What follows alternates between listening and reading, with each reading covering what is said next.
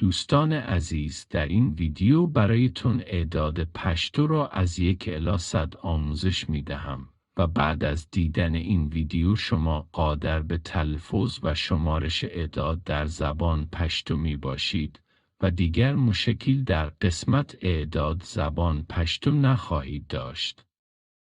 برای حمایت از این نوع آموزش لطفاً کانال یوتیوب مرا سابسکرایب نمایید. یو 1 2 2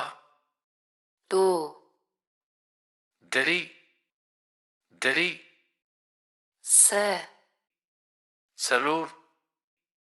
4 4 5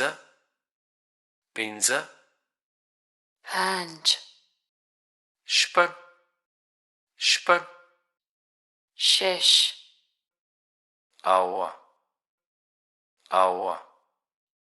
7 7 8 8 9 9 لس 10 یولس 11 دولس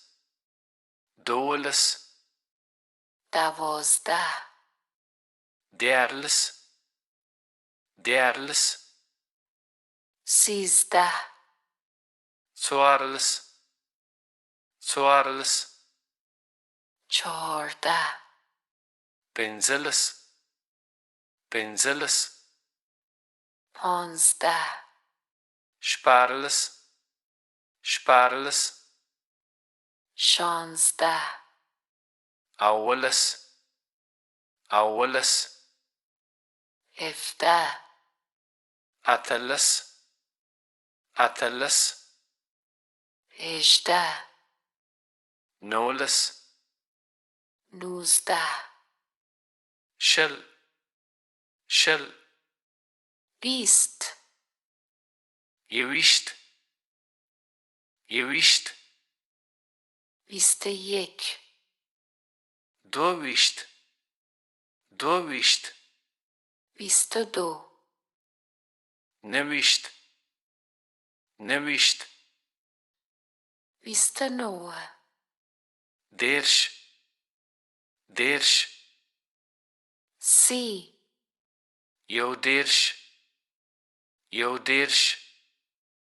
31 دو درش 32 نه درش 39 سلویخت 40 یو سلویخت 41 پنزوس 50 شپیته 60 اویا 70 اتیا 80 90 90 سل 100